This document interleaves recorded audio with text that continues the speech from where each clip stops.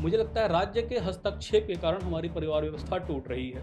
कहा जाता है democracy is the government of people for the people by the people. इस परिभाषा में थोड़ा सा मैं सुधार चाहता हूँ। मैं चाहता हूँ इसमें बाय द पीपल्स की जगह आए कंट्रोल्ड बाय द पीपल्स। क्या व्यवस्था परिवर्तन जैसी कोई बात होती भी है, या फिर व्यवस्था का एवोल्यूशन होता है, या व्यवस्था को अपग्रेड किया जा सकता है? तो व्यवस्था का अर्थ है व्यवस्थित करना।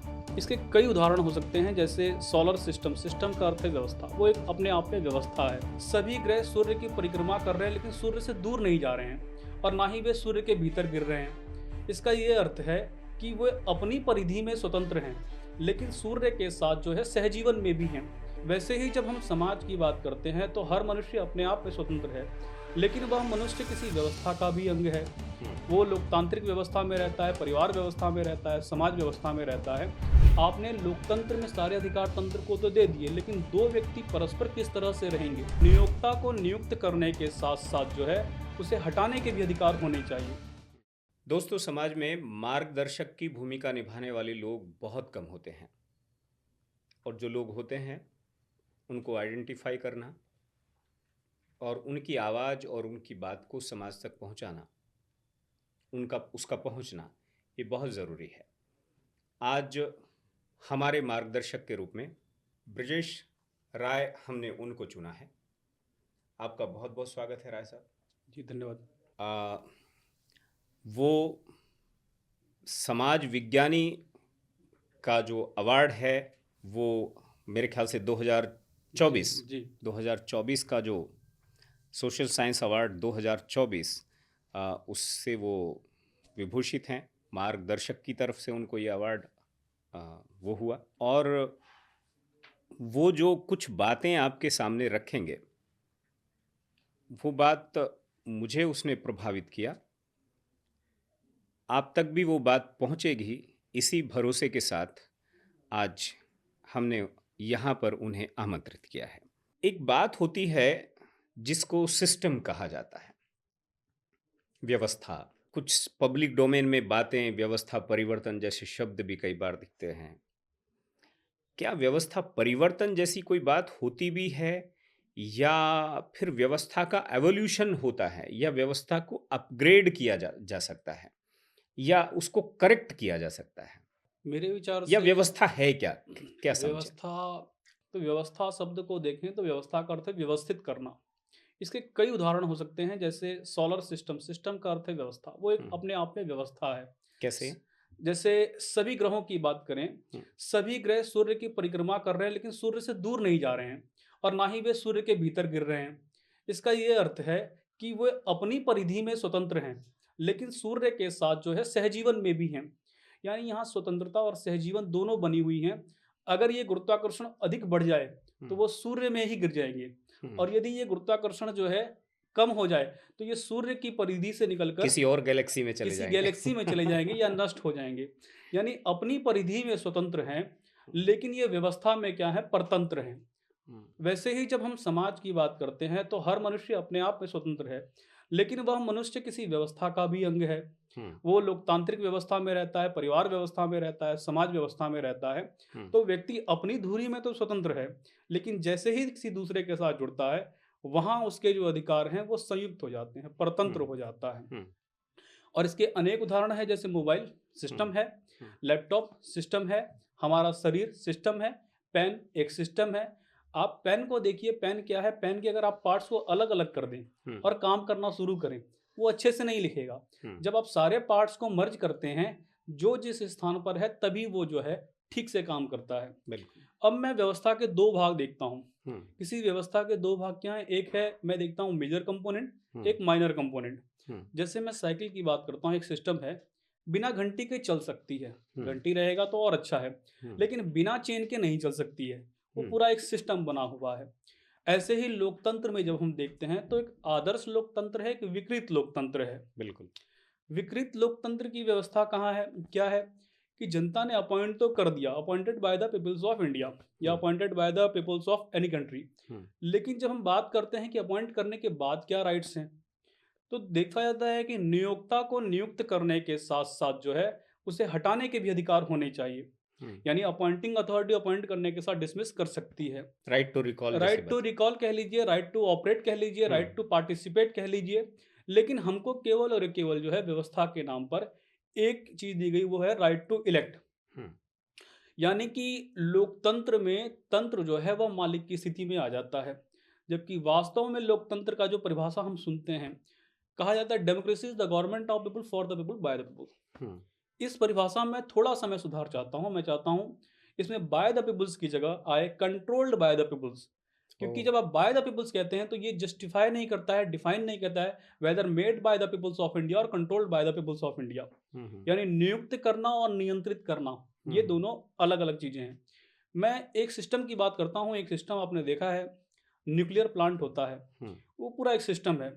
जब एनर्जी अनकंट्रोल्ड हो जाती है तब वो विनाश करती है, हम्म, और जब वही एनर्जी सिस्टमेटिक रहती है, कंट्रोल्ड है, तब वो क्या करती है, एनर्जी को प्रोड्यूस करती है, उसका यूज होता है। बिल्कुल। तो उसको कंट्रोल करने के लिए उसमें कुछ कैडमियम की छड़ें डाली जाती हैं, कुछ भारी जल मिलाया जाता है, यानी कोई प्रक्रिया बनाई जाती है हम्म, कि जिसका निर्माण किया है वो अनियंत्रित ना हो जाए। बिल्कुल। ऐसे ही हमने जब लोकतंत्र में तंत्र का निर्माण किया, हम्म, तो ये ध्यान रखना पड़ेगा मतलब कहीं तंत्र, सरकारें बनाई। हाँ सरकारें बनाई, तंत्र का निर्माण किया, हम्म, कहीं ऐसा ना हो हमारे द्वारा नियुक्त तंत्र हम्म, उस ऊर्जा से हमारा ही विनाश करना शुरू कर दे। हम्म, तब जो है हमको ये देखना पड़ेगा कि मतलब इसकी व्यवस्था बनाई जानी चाहिए। बननी चाहिए, हम्म, यानी क्या समाज की ये जो 5 सहभागिता साल होनी में चाहिए। एक बार वोट देने की जो बात है, वो वही व्यवस्था है ना? अगर कोई सरकार ठीक काम नहीं की थी, तो लोग उसको बदल कर एक ऐसी सरकार को लेकर आते हैं जिसने वादा किया कि नहीं वो अच्छे से काम करेंगे। ये 5 साल में जो बदलने का जो सिस्टम है, ये अभी तक सत्ता परिवर्तन तक सीमित रह गया है। ठीक है। हमको सत्ता परिवर्तन और व्यवस्था परिवर्तन में थोड़ा सा अंतर समझना पड़ेगा। जैसे मैंने सोलर सिस्टम की बात की, बात सिर्फ सरकार बदलने तक नहीं है, बात है हमारे स्वनिर्णय की क्षमता। हुँ, जैसे एक परिवार अपना आंतरिक संविधान बना सकता है, हुँ। क्या हमको परिवारों में ये अधिकार प्राप्त है कि हम अपना आंतरिक संविधान बना सकें? हर कुल खानदान की परंपराएँ, जी, रीति-रिवाज होते भी रहे हैं। होते रहे हैं, लेकिन आप देखेंगे जैसे शादी विवाह की उम्र है, हुँ, ये परिवार तय कर सकता है, ग्राम सभाएं तय कर सकती हैं। हुँ, मैं ये समझता हूँ कि समाज जो है, लोकतंत्र में समाज का भी अस्तित्व है। हुँ, हम समाज के अस्तित्व को नकार नहीं सकते। हुँ, सारा काम केवल सरकार को नहीं दिया जाता, क्योंकि सरकार ओवरलोड हो जाएगी या बर्डन बढ़ जाएगा। लोकतंत्र में अगर लोक की भूमिका शून्य कर दी जाए या समाप्त कर दी जाए, तो धीरे धीरे उसकी जो कैपेसिटी है, जो कार्य क्षमता है, वो घटती चली जाती है। हुँ, स्वनिर्णय की क्षमता घटती चली जाती है। हुँ, मैं इस तरह से भी देखता हूँ कि एक स्कूल का अपना एक कॉन्स्टिट्यूशन है, हुँ। एक हॉस्पिटल का अपना कॉन्स्टिट्यूशन है, आर्मी का अपना कॉन्स्टिट्यूशन है, ड्रेस हर कोड है। ड्रेस कोड है अपना, हुँ, वहाँ पर बना हुआ है। लेकिन परिवारों की जब बात की जाती है, हमारी परिवार व्यवस्था टूट रही है। हुँ, विचार करना पड़ेगा, वो खुद टूट रही है या फिर राज्य के हस्तक्षेप के कारण टूट रही है। हुँ, और यदि हस्तक्षेप के कारण टूट रही है, तो लोकतंत्र में लोक की मूल इकाई क्या होगी? हुँ, अब मैं यहाँ से आपको बताता हूँ, जब मैं लोक शब्द देखता हूँ, तो मैं लोक की मूल इकाई व्यक्ति ना कह करके परिवार को कह रहा हूँ। हुँ, कहने के लिए कहा जा सकता है कि व्यक्ति है, हुँ, लेकिन एक ऐसी चीज कॉमन है जो मुझे लोक में और परिवार दोनों में दिख रही है, वो व्यक्ति में नहीं दिखती है, हुँ, और वो है सहजीवन। हुँ, स्वतंत्र तो व्यक्ति हो सकता है, लेकिन सहजीवन के लिए न्यूनतम दो चाहिए, हुँ, और जैसे ही जुड़ते हैं तो परिवार का निर्माण होता है। उसी तरह से लोकतंत्र में, समाज में भी सहजीवन आवश्यक है। हुँ, तो सहजीवन जो है वो कॉमन व्यवस्था है, लोकतंत्र में भी और परिवार में भी। आपने लोकतंत्र में सारे अधिकार तंत्र को तो दे दिए, लेकिन दो व्यक्ति परस्पर किस तरह से रहेंगे? हुँ, संपत्ति का बंटवारा हो, आपने संपत्ति के मामले में क्या किया कि व्यक्तिगत संपत्ति का अधिकार दे दिया। मुझे लगता है राज्य के हस्तक्षेप के कारण हमारी परिवार व्यवस्था टूट रही है। अब इसे थोड़ा सा समझते हैं। तो परिवार में अगर 5 लोग हैं, एक दिन का बच्चा भी अगर जन्म लेता है, क्या आपके दृष्टि में कोई ऐसा बच्चा है जिसने आज तक अपनी मर्जी से जन्म लिया हो? नहीं लेता, माता पिता की इच्छा से ले रहा है। इच्छा वो तो भगवान ही ले सकता है। भगवान ही ले सकता है। हुँ, जी, ठीक है। जेल के अंदर आ गए, प्रकट हो जी, गए। जी, जी। जब वो अपनी इच्छा से पैदा नहीं हो रहा है, आपकी इच्छा से हुआ है, तो फिर आप कौन होते हैं उसके अधिकार सीमित करने वाले कि एक दिन के बच्चे के भी परिवार में संपत्ति में अधिकार होंगे कि नहीं होंगे? हुँ, हुँ। अगर आपने आप व्यक्तिगत कह रहे हैं कि होना ही चाहिए।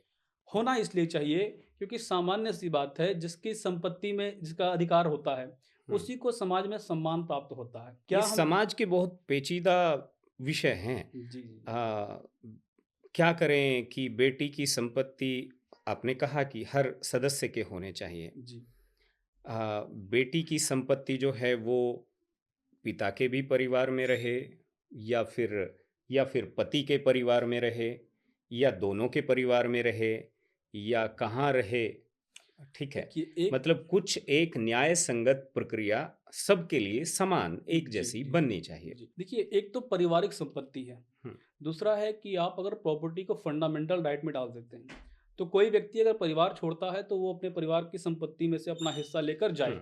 हुँ, अब हुँ, वो व्यक्ति जिस परिवार व्यवस्था से जुड़ता है, हुँ, उस परिवार व्यवस्था में उस परिवार में उसकी संपत्ति का हिस्सा होगा।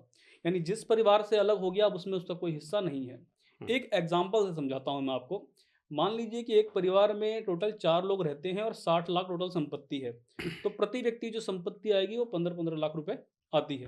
हुँ, लड़की की आप शादी करते हैं, अब आप 15 लाख रुपए उसे चल संपत्ति जी दे दीजिए, अचल संपत्ति के रूप में दे दीजिए, हुँ, जैसे चाहें आप दे दीजिए। हुँ, लड़की जिस परिवार में जाती है, हुँ, अब वो संपत्ति उस परिवार की संपत्ति कहलाएगी, जॉइंट हो जाएगी और लड़की का हिस्सा पूरे परिवार की संपत्ति में सदस्यों की संख्या के आधार पर होगा। हुँ। यानी कि जहाँ से हिस्से मतलब जिस परिवार में गई, अगर उस परिवार के पास कुल एसेट 90 करोड़ रुपए का था या जी, 90 लाख रुपए का था, जी, जी, यहाँ से अगर 10 लाख रुपया लेकर गई, तो अब उस परिवार की संपत्ति हो गई 1 करोड़ जी, जी, और अब उस 1 करोड़ संपत्ति का बराबर सदस्यों का जी, अधिकार जी, माना जी, जाना जी, चाहिए। जी। अब इसमें आप एक चीज़ देखेंगे सामान्यतः हुँ, हज़ारों सालों से एक व्यवस्था चली आ रही है हुँ, कि लड़कियाँ या महिलाएँ जो भी लड़कियाँ हैं वो अपने से ऊपर के परिवार में ही जाती हैं, हाँ। अधिकांशतः हुँ, हुँ, एक्सेप्शनल केसेस को छोड़ दें। इस परिस्थिति में अगर ऊपर के केस में जाती हैं अर्थात उसका हिस्सा बढ़ता ही है, घटता नहीं है। हुँ, उसकी जो लाइफ़ स्टैंडर्ड है, वो हुँ, लाइफ़ स्टैंडर्ड डाउन नहीं हो रहा है, वो अप हो रहा है। हुँ, और जो हमारी जो व्यवस्था है वो उन्नति की तरफ बढ़ना सिखाती है। हुँ, हम शारीरिक उन्नति चाहते हैं, मानसिक उन्नति चाहते हैं, आर्थिक उन्नति उन्नति चाहते हैं, अर्थात वो भी उन्नति की तरफ जा रही है। हुँ, दूसरी तरफ आपको भावनात्मक थोड़ा सोचना पड़ेगा हुँ, कि आप जिस परिवार में बचपन से रहे, खेले-कूदे, वहाँ सब कुछ छोड़ कर के आप जा रहे हैं, दूसरे परिवार में सम्मिलित हो रहे हैं, एडजस्ट हो रहे हैं। हुँ, जो लड़का है वो तो नहीं जा रहा है, उसके पास परिवार की संपत्ति भी है हुँ, और संपत्ति के साथ-साथ माता-पिता, परिवार सब कुछ हुँ, पड़ा हुआ है। बिल्कुल। ऐसे में जब लड़की जाती है तो उसको कुछ विशेष प्राप्त हो जाता है या वो अपने से ऊपर परिवार में जाती है। हुँ, तो यहाँ पर आप देखेंगे अगर कोई समस्या आ जाती है, कल के दिन सेपरेट होना चाहती है लड़की, तो उसको प्रॉपर्टी में जो है अपने परिवार की जो भी सदस्य हैं उसकी संख्या के आधार पर अपना हिस्सा लेकर के अलग हो सकती है। हुँ, लेकिन अगर ऐसे कानून बना देंगे कि आपने एलिमनी भी कर दिया हुँ, और साथ-साथ जो है आपने जो है संपत्ति में हिस्सा भी दे दिया, हुँ, तो यही जो विशेष अधिकार दिए गए हैं वो विशेष अधिकार शोषण के लिए एक बिज़नेस टाइप में हो जाता है। हुँ, आज मुझे जो दिखाई देता है सबसे बड़ी समस्या है कि एक परिवार की संपत्ति ना होना और दूसरा है कि संपत्ति को प्रॉपर्टी को फंडामेंटल राइट में ना डालना। हुँ, अगर ये दोनों चीज़ें आ जाती हैं, तो कहीं न कहीं मुझे जो दिखाई देता है कि हमारे बहुत सारे केसेज़ जो चल रहे हैं जुडिशरी में, वो 90% केसेज़ सुलझ जाएँगे या उससे ज़्यादा सुलझ जाएँगे। तो इस तरह से हमारी जुडिशरी पर जो बर्डन है वो भी कम हो सकता है। हुँ, ये एक व्यवस्था का स्वरूप हो सकता है। हुँ। बिल्कुल, हमने व्यवस्था को समझने की कोशिश की और सबसे पहले ब्रजेश जी ने व्यवस्था को समझाने की कोशिश की सौरमंडल से और व्यवस्था को समझाने की कोशिश की धरती से, व्यवस्था को समझाने की कोशिश सूर्य से। धरती सूर्य का चक्कर काटती है, परंतु धरती अपने अक्ष पर, अपनी धुरी पर भी घूमती है। मतलब अपनी जगह नहीं छोड़ती। मतलब ऐसे ही अगर कोई परिवार है, तो वो परिवार का भी एक अस्तित्व हो, व्यवस्था में उसका भी एक कुछ गति हो उसमें भी। और वो साथ में परिवार उस गाँव के अंतर्गत हो। गाँव की भी एक व्यवस्था हो, परंतु वो ब्लॉक के अंतर्गत हो। ब्लॉक की भी कोई व्यवस्था हो, परंतु वो किसी जिले के अंतर्गत हो। जिले की भी कोई व्यवस्था हो, परंतु वो किसी राज्य के अंतर्गत हो। राज्य की भी व्यवस्था हो, जैसा कि है भी। और वो किसी देश के अंतर्गत होती है। और ऐसे ही व्यवस्था के समझदार जानकार इस बात को भी कहते हैं कि देशों की भी अपनी एक व्यवस्था है और हो, परंतु वो भी किसी एक विश्व इकाई का हिस्सा हों, उसके सहभागी हों, सहचर हों। तब व्यवस्था में एक स्पष्टता, पारदर्शिता और एक तरह से सहजीवन का भाव विकसित हो सकता है। आज दुनिया भर में लोग अपने-अपने देश लिए बैठे हैं और फिर विश्व नाम की किसी चीज़ को वो मानने के लिए तैयार नहीं है। विश्व की चूँकि कोई व्यवस्था नहीं है, यूएन जैसी कोई चीज़ है और वो कैसी है इसके बारे में सब जानते हैं। और इसलिए ऊपर एक तरह से देश के ऊपर कोई गार्जियन जैसा नहीं है। राज्यों का एक गार्जियन है देश। अगर मान लिया असम और त्रिपुरा में या असम, मणिपुर में या यूपी और बिहार में अगर कोई क्लैश होता है जी। या फिर पंजाब और हरियाणा के बीच में कोई नहर को लेकर कावेरी जल विवाद, दक्षिण में कहीं भी कुछ होता है तो एक गार्जियन है। लेकिन देश जहाँ है तो उसका ऊपर कोई उसका रखवाला तो फिर सीधे राम है। जी, जी। आपको लगता है कि एक एक विश्व व्यवस्था जैसी भी कोई बात होनी चाहिए? मुझे लगता है बिल्कुल होनी चाहिए। और विश्व व्यवस्था की जब हम बात करते हैं तो हमें मौलिक अधिकारों का ध्यान रखना पड़ेगा। अभी तक हम लोग ये विचार कर रहे हैं कि मौलिक अधिकार जो है वह संविधान प्रदत्त हैं। कुछ लोग समाज प्रदत्त भी मानते हैं। मैं दोनों दृष्टिकोणों से जब देखता हूँ, तो मैंने एक चीज़ पाई कि हमारे वैज्ञानिकों ने जो रिसर्च करी या दुनिया भर में जो भी रिसर्च हुई, क्या उन्होंने विज्ञान के नियम बनाए या केवल खोजे? हुँ, अगर गुरुत्वाकर्षण का नियम न्यूटन ने न दिया होता तो क्या था ही नहीं। स्वाभाविक। ब्रह्मांड में तो वो जब से ब्रह्मांड बना है तब से हुँ, था। यानी उसने उस नियम नियम को समझा दिया नहीं। हुँ, तो ऐसे ही जब मैं मौलिक अधिकारों को देखता हूँ तो प्रश्न खड़ा हो जाता है, दुनिया में अगर कोई संविधान ना हो तो जीवन तो मौलिक अधिकार है। हुँ, तो क्या संविधान के ना होने पर व्यक्ति जन्म ही नहीं लेगा? हुँ, अगर संविधान मौलिक अधिकार दे रहा है हुँ, तो फिर प्रश्न खड़ा होता है कि संविधान ना हो तो व्यक्ति का जन्म भी नहीं होना चाहिए। हुँ, व्यक्ति का जन्म प्राकृतिक व्यवस्था से हो रहा है। हुँ। अब उसको डिफाइन करने के लिए तो कोई इकाई चाहिए। वो जन्म नहीं, जीवन की भी बात करता जीवन है की बात कर रहा और वो लाइफ विद डिग्निटी की भी बात करता है। है जी। आप ये भी देखिए कि हमारा जो पैर और है, संविधान इसको इसकी गारंटी देता है। सुरक्षा आपका संवैधानिक अधिकार हो सकता है। हुँ, जीवन तो आपको प्राकृतिक रूप से मिला है। हुँ, उस जीवन की सुरक्षा की गारंटी जो है वो संविधान दे रहा है। हुँ, अधिकार देना और अधिकारों की सुरक्षा करना ये दोनों बिल्कुल अलग-अलग विषय हैं। हुँ, जैसे मैंने कहा कि गुरुत्वाकर्षण का सिद्धांत जो है वो न्यूटन ने दिया, उसने गुरुत्वाकर्षण नहीं दिया, बिल्कुल। ये पहले से प्राप्त था। हुँ, और मैं इसे प्राकृतिक क्यों मान रहा हूँ, हुँ, उसका एक कारण है, हमारे पैर के बनने से पहले धरती का निर्माण हो गया। आधार हुँ, पहले बना, बिल्कुल। पैर बाद में बना। हुँ। नेत्रों के निर्माण से पहले जो है दृश्य सृष्टि में आ गए। आप देखेंगे जिह्वा जो है वो बाद में बनी, स्वाद पहले बन गया। पेड़ भूख पर फल लगा पहले जी, है। भूख बाद में बनी है, भोजन पहले की व्यवस्था हो गई है। हाँ, अर्थात मनुष्य जब जन्म लेता है, उसके जन्म की सारी व्यवस्थाएँ जो है प्रकृति में पहले से उपलब्ध होती हैं। हुँ, हुँ, तो ये कैसे मान लिया जाए कि ये जो है हमें संविधान दे रहा है? हुँ, अगर हमें वाणी मिली है, अभिव्यक्ति की स्वतंत्रता है, तो वाणी हमें प्रकृति ने दी है या वाणी हमें संविधान ने दी है? हुँ। मैं समझता हूँ संविधान जो है उसकी सुरक्षा की गारंटी लेता बिल्कुल, है। राइट। इस बात से कोई इनकार भी नहीं करता है। बहुत-बहुत शुक्रिया आपका। आपने व्यवस्था के कुछ पन्नों को पलटने की कोशिश की और व्यवस्था जो है वो बहुत बड़ा विषय है और ये इतना बड़ा विषय है कि इस पर अलग-अलग लोग अलग-अलग तरह से भी बात करते हैं और उन बातों का जो सार है, वो कई बार एक ही होता है। और वो यही है कि व्यवस्था एक शरीर की तरह है, व्यवस्था सौर मंडल की तरह है, व्यवस्था प्रकृति की तरह है और ये व्यवस्थाएं जब हम समाज में भी बनाते हैं, चाहे वो आर्थिक व्यवस्थाएं हों, राजनीतिक व्यवस्थाएं हों, संवैधानिक व्यवस्थाएं हों, तो इन व्यवस्थाओं को भी अगर उसी तरह से हम समझेंगे कि ये व्यवस्थाएँ शरीर की व्यवस्थाओं से ही अगर इम्प्रेशन लेंगे, प्रकृति की व्यवस्थाओं का इम्प्रेशन लेंगे, अगर हम उन सारी चीज़ों का इम्प्रेशन लेंगे तो शायद व्यवस्थाओं को समझ सकेंगे, उनके उपयोग और उपादेयता को भी समझ सकेंगे।